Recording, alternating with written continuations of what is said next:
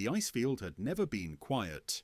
Even in the dead of winter, when the sky hung pale and bruised above the horizon, the wind always moved. It scraped across the ridges, carried powdered snow in pale streamers, rattled the dry cane grass, howled through the shallow canyons carved by glacial melt. The Arctic lived through wind, its signature, its pulse, its breath. But tonight, as the Caribou stepped across the frozen plateau, the air lay heavy as stone. He was a bull, large, scarred from winter fights, his coat thick with frost. Researchers had tagged him months ago, calling him Harlan, tracking his long migrations across the tundra. He moved now with slow, uncertain steps, hooves crunching through crust that should have been softened by drifting snow. But nothing drifted, nothing rose, nothing fell. The snow under him was dead, flat, motionless, heavy with cold that wasn't natural. Snow should have shifted at the slightest touch of breeze, but it clung to itself as if frozen together by invisible threads. Harlan lifted his head. The sky above was a pale, washed-out silver, thick with high clouds that refused to move. Even clouds in this region scrapped constantly across the heavens, pushed by aggressive Arctic winds. But these clouds sat fixed, as though pinned in place, casting a dull, smothering light over the land. He exhaled, a heavy plume forming in front of his muzzle. The plume hovered, then hung, then faded slowly, too slowly. The air refused to carry anything. He moved forward, hooves cracking the thin ice over a frozen bog. Normally, wind would whistle through the skeletal willow shrubs. Tonight they stood perfectly still, coated in frost that did not fall, did not drift, did not break. Frost crystals gleamed like shards of glass, but not one flake lifted from the tips of branches. Movement belonged only to him. Far in the distance, a lone raven perched on a drift, feathers puffed wide. It shifted once on its feet but made no attempt to take off. Even birds feared still air. They needed wind to ride, to glide, to climb. The raven beat its wings once, experimentally, but the air held no support. It closed them again and remained perched, an unmoving black stone against white earth. Harlan paused. His ears twitched. No sound. Not of wind. Not of snow. Not of distant caribou herds. Nothing. Silence stretched across the icefield like a dome. He took another step, then another, leaving deep prints behind him. The snow compressed but did not scatter. Ice cracked beneath him but produced no echo, just a muted, suffocated thud. Ahead, he saw the glow of lights. Humans. Their mobile research stations sat near the edge of a frozen river, generators rumbling softly. Tall masts rose from the snow, rigged with anemometers and meteorological sensors. Machines blinked red in the dimness. Several researchers stood clustered around a monitor board, breath steaming steadily in the breathless cold. One scientist pointed at an anemometer that hung motionless. Wind speed 0.0, again. Another rubbed his gloved hands together, brows furrowed. It's been 3 days, not even a breeze. That's unheard of up here. A third tapped a frozen panel.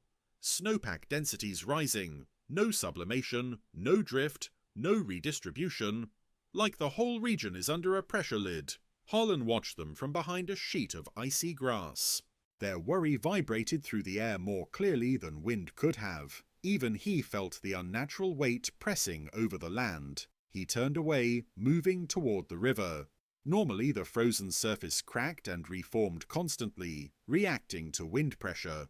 But tonight the surface was perfectly smooth, like polished marble. Even his hooves barely disturbed the top layer of frost. He stepped onto the ice. It didn't groan, didn't shift, didn't sing. A river that didn't speak was as unnatural as wind that didn't blow. He crossed slowly, listening for the deep rumble of water moving beneath. But the silence was total. Frozen water had its own voice, small, subtle, but alive. That voice was gone.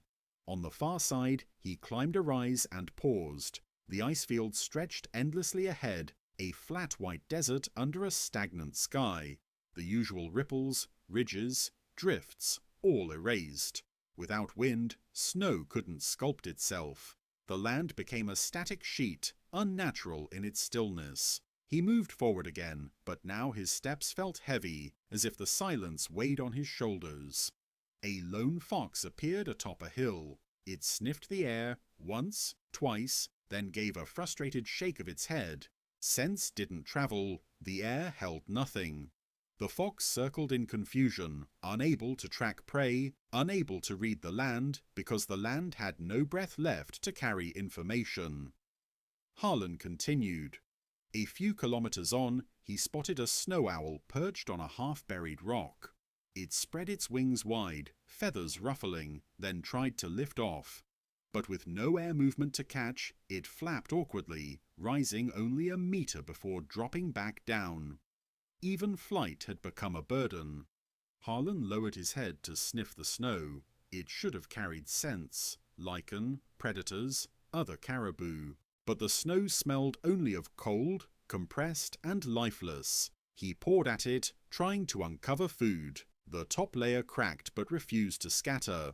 Beneath was harder snow instead of the soft powder he expected. Nothing drifted, nothing moved. He felt a flicker of instinctive alarm. The icefield was becoming a trap. No sound, no scent, no wind, no drift. Movement belonged only to bodies, not to the land, not to the sky. Behind him, the human's equipment beeped erratically. One of them shouted, "Pressure drop, rapid inversion." Another answered, "But zero wind shear. That's impossible.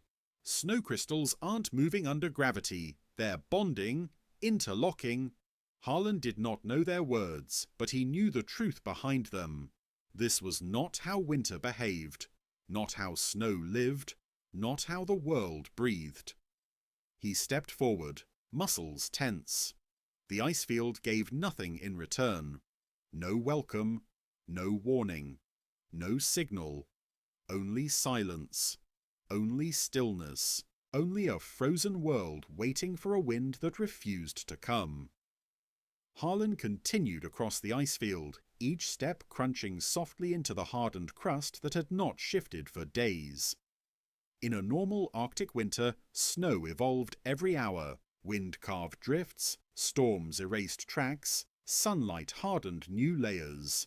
But here, nothing had changed since the last snowfall. Tracks remained sharp, cracks remained unblurred, snow crystals remained fused together like welded glass. The world felt paused. He moved forward, lifting his head again, hoping, expecting, to catch the faintest breath of wind on his muzzle. Nothing. The air pressed against him like cold wool, thick, unmoving, smothering. Behind him, in the distance, the research station's generator hummed, the only consistent sound in miles. Everything else was too quiet. Even his own footsteps seemed muted, absorbed by air that refused to vibrate. The silence felt predatory. Harlan walked toward an old migration path, a shallow valley carved by generations of caribou hooves. He knew this trail by instinct. It always guided him toward feeding grounds where lichen grew under softer snow. But as he entered the valley, he felt immediate dread. The valley was wrong.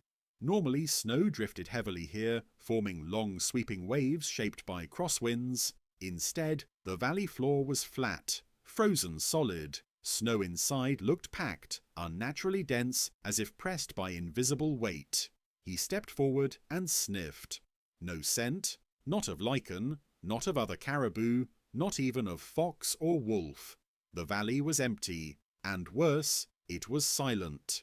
He moved deeper, hooves cracking through the surface layer. Underneath was not powdery snow, but a heavy, compacted substance that felt almost like ice-snow hybrid, created not by melt or freeze, but by sheer pressure. Pressure from stillness, from snow never being lofted, never scattered, just settling downward day after day. Above him, the sky remained pale and rigid. Clouds should have slid across the horizon with the polar jet. Instead, they hovered in a smear of dull white, the edges not frayed by wind. Even the distant hint of aurora was motionless, smeared faintly like a static brushstroke. Nothing in the sky breathed. Harlan felt his chest tighten with something more like instinctive fear than physical strain. His ancestors had crossed these lands through centuries of storms and upheavals, but always under a sky that moved. Movement was the signature of life. He found a patch of exposed lichen, finally, a dark shape under thin white crust. He pawed at it. Normally snow would spray outward in powder. Instead it split into thick slabs, collapsing downward without drifting. He lowered his head to feed. But the lichen tasted wrong. Dry. Too dry, as if the snow above it had desiccated it instead of insulating it. He chewed but felt no strength from it. A faint sound caught his ear then, not wind, but soft clicking. He lifted his head sharply. A herd of caribou stood on a ridge. 20, maybe more, all frozen in place, heads lowered, ears turned motionless toward the plains as if waiting for a cue that never arrived. They should have been moving, they should have been migrating, but they stood unmoving as statues, bodies steaming lightly in air too heavy to disperse heat. Some shifted their front hooves, uneasy, not knowing where to go. Caribou navigated using wind patterns, the scent of predators, the smell of distant feeding grounds. But with no wind, scent didn't travel. Without wind, migration collapsed. A cow called out softly, a low, throaty vocalization meant to gather calves. The sound carried only a few meters before dissolving into the thick air. Harlan stepped toward the herd. No one reacted. Their eyes were distant, reflective, unsure. A distant rumble echoed across the Icefield, mechanical again. Snowmobiles. The researchers approached, slow tracks cutting through the unshifting snow. Harlan lowered himself behind a ridge to watch. Two scientists dismounted and plunged metal rods into the snowpack, 1 meter deep, then 2. They struggled. The snow wasn't powder, it was compacted like layered stone. Density is off the charts. This isn't natural accumulation. With zero wind, no redistribution, everything just settles downward and compresses. We've never seen the Arctic this still. Pressure gradient is gone. Another pointed toward the sky. No jet stream activity over this region. It's like the atmosphere got stuck. They deployed an anemometer again. The tiny blades hung dead. 0.0. Another day. It's not just calm, it's atmospheric lock. Harlan did not understand them, but he understood the fear in their voices. He felt it too, in his bones. Something above was broken. He walked away from the humans and continued across the plain. Minutes passed, then hours. Each step made the same muted crack. Each breath vanished sluggishly. Each movement felt wrong without opposing wind. As night approached, the horizon darkened, but not in the usual shifting way of polar twilight. It dimmed uniformly, evenly, as though someone slowly lowered the brightness of the world. And then he heard it. A sharp, sudden noise. A crack. He spun around, ears forward. A long fracture ripped across the ice, stretching hundreds of meters. The sound should have echoed thunderously across the plains. Instead, it sounded like a dull, quickly smothered thud. The ice had cracked vertically, not horizontally, a stress pattern caused by weight with no wind-driven drift to relieve pressure. Harlan stepped carefully. The fracture was deep, the edges clean. Snow didn't blow into it. Snow didn't move at all. Behind him, the herd finally began to move. Not because they knew where to go, but because they couldn't stay still any longer.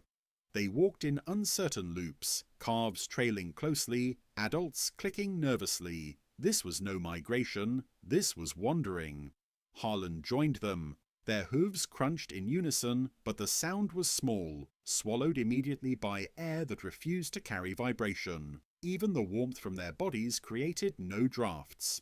They walked together until the horizon brightened faintly again. Dawn, cold and colourless. The sky looked exactly as it had the day before. Clouds unmoved, snow unmoved, wind unfelt. He lifted his head, sniffing desperately for a scent, any scent. But the air had none to give him. And he knew then, as only an animal with ancient instincts could know, if the wind did not return soon, if the snow did not soften, if the sky did not remember how to shift, the Icefield would become a white grave of silence. For predators, for prey, for the herds, for everything that needed the world to breathe. Harlan kept walking, the herd moving with him, their steps carving lines into snow that would remain untouched until the wind finally woke. If it ever did.